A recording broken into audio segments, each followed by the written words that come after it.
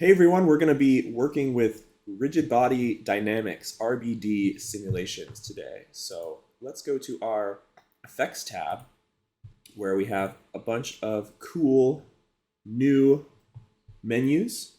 All these are different kinds of effects. The one we are going to be using today is the bullet menu.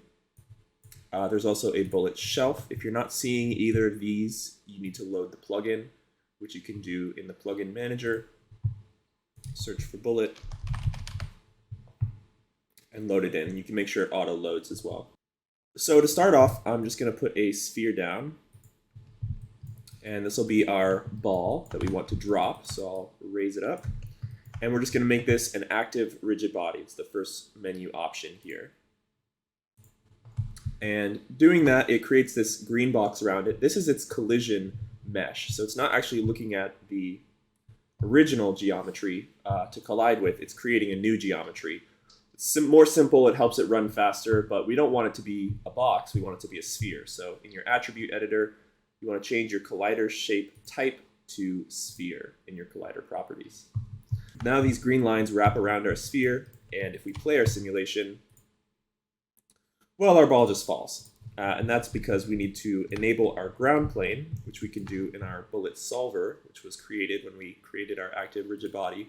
This is kind of the global properties for our scene that's going to affect the entire simulation. So here's where we can tick ground plane, and that turns that on, and now the ball will fall and land on the ground.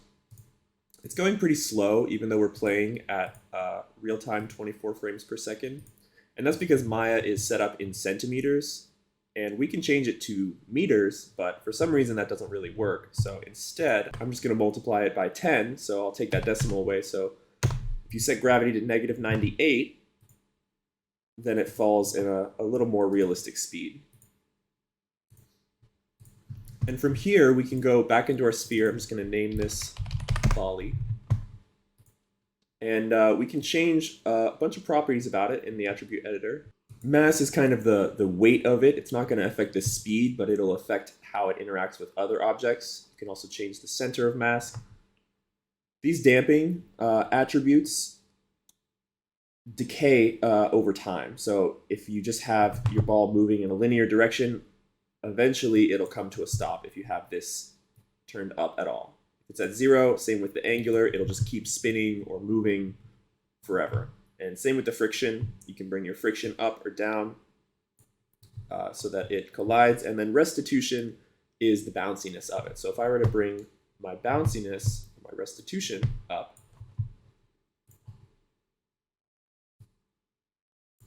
our ball bounces a little more. And if we were to bring this all the way up to 1, it would just bounce into infinity. It would just keep bouncing. So I'm going to bring it just until I like it. I like that amount of bounce there. And some other things you can do, you can set its initial condition. And so its initial velocity, instead of just starting at nothing and then being pulled down by gravity, it can actually have some kind of motion at the beginning. So if we were to say initial velocity is 10 in x, then it's going to fly out this way. And then once it hits the ground, it starts rolling because of the momentum that it has. And let's see, if I were to increase my angular damping from here, then it should stop rolling after a certain point. So that was too strong, so I'll bring that back down.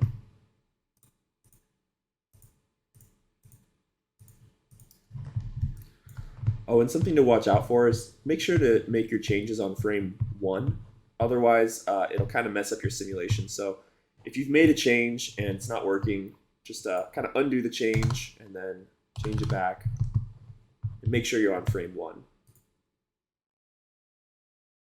So now our ball slowly comes to a stop. Let me find that a bit more. And once again, I did it on the wrong frame. And after a while, our ball slows down and comes to a stop. And I'll also give it a little bit of roll to start with, because it's hitting pretty hard. And this is all just my personal preference here. So I'll start with, we want to rotate it around Z, which is the third attribute. So let's make this 10.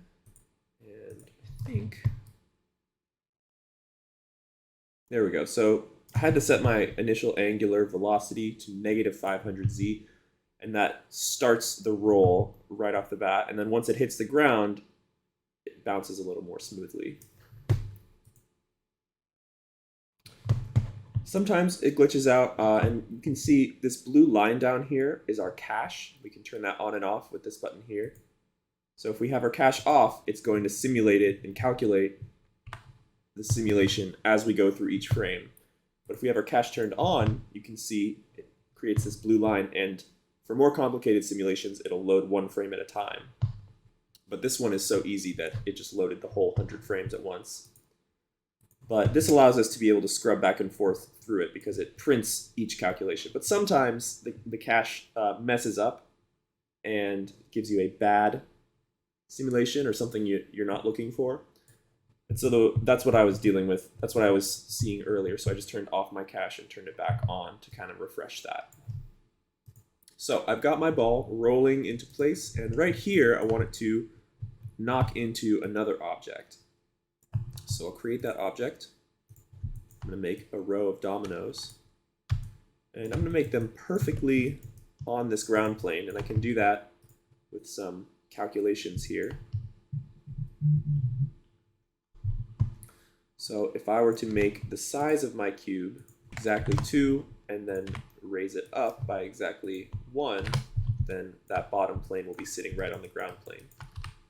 Make it even thinner so it's a nice domino. Okay, so again, we have to make this an active rigid body. We could make it a passive rigid body, and this would make it just a wall.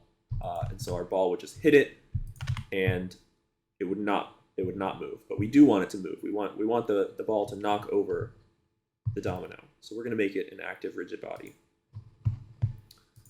So let's see what happens right away. It almost gets there. So I'm just going to decrease our angular damping a bit, so that it hits that domino a bit harder.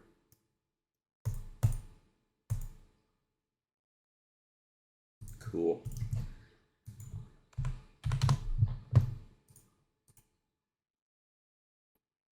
Nice. Great. So I don't just want one domino, I want a whole bunch. So that's where our friend duplicate special is really handy. I'm going to choose instance just to keep my scene lighter so that we're not duplicating the actual number of faces, but it's just referencing this original domino. And I'll just do 10. I'll push it forward 1 unit in X. So there's our row of dominoes. But still, all of these need to become active rigid bodies as well. So just select them, hit that, and let's see what we get. Nice, very nice. You can see a little bit of glitching or a little bit of kind of settling into place happening on these first few frames here. So if we don't want our dominoes to kind of jiggle around and settle into place like this, we can tell it to be initially sleeping. And we can do that, I think we have to do that on each one of these, but an easier way to go about it is if I remove bullet from all of these, I can do that here. And then I'm going to reapply bullet, active rigid body, but go to my options box, and here I can set the options for all of these at once. So here's where I will tick initially sleeping, and all the rest of this is good. I can leave it at box because these are just boxes. And now they don't move at the beginning, but as soon as they get hit, they start moving. Next, I'm going to put in a passive rigid body, so this is not going to move.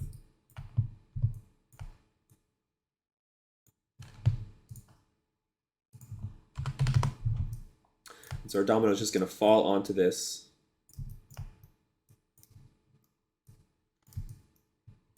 Instead of the ground. And I also want to put another ball on top. This will be an active rigid body.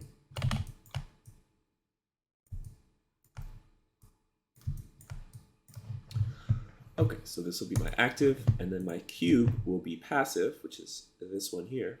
So you can see once we get there, our domino falls into our cube, hits our sphere, but you can see our sphere has a cube collision mesh, so we need to change that so that it can roll away.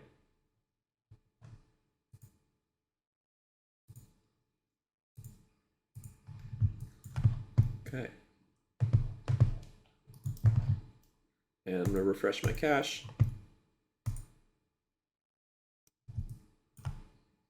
Nice.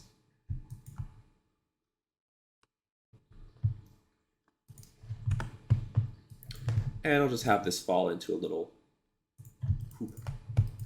hoop of some kind.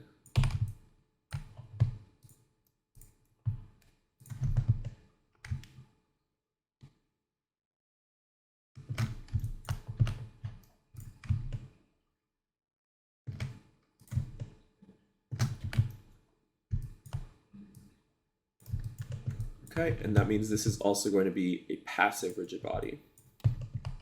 And now for this, so it's created our cube collision mesh, which means it's not going to go through the hole at all. And there's a few different options. We don't want sphere. So for a passive rigid body, we want it to just be one-to-one exactly with this mesh.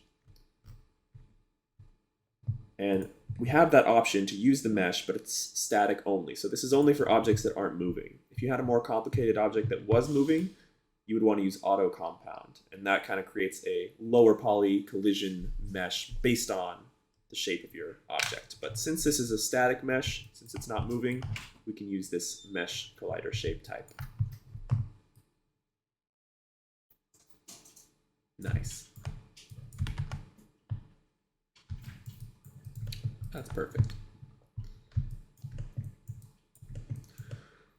Okay, so just create your simulation, and you can hide all these properties. Let me hide everything except for polygons. So now we're just looking at these. Make my viewport a little prettier. Maybe even add a ground plane, just because I'm going to play blast this out.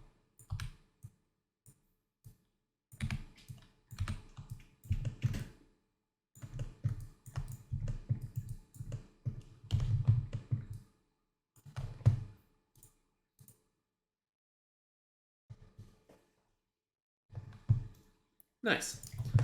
All right, I'll go to Play Blast Options, save it out as PNG sequence.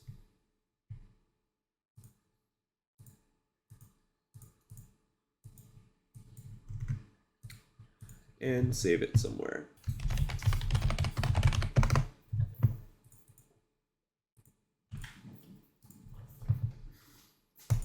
Okay, so you guys will need to play blast this as an image sequence, but you'll also need to convert that image sequence to an MP4 using Media Encoder. I've shown you how to do that before. You can find that tutorial. And yeah, do something interesting. See if you can, you can put dominoes going up over a bridge or falling across something or other. Try not to make it too complicated. You might run into issues. But Maya has improved over time, I've found. So that's all there is to, well, that's not all there is to Bullet. So Bullet has a few other features, but these two, the active rigid body and the passive rigid body, are the basic essentials. You can experiment with these further objects, soft bodies, where the actual object deforms based on the impact. You can attach things to that, and then it has ragdoll tools. I don't find them to be as good as Houdini, so I haven't messed with them. But those are the basics of Bullet rigid body simulations.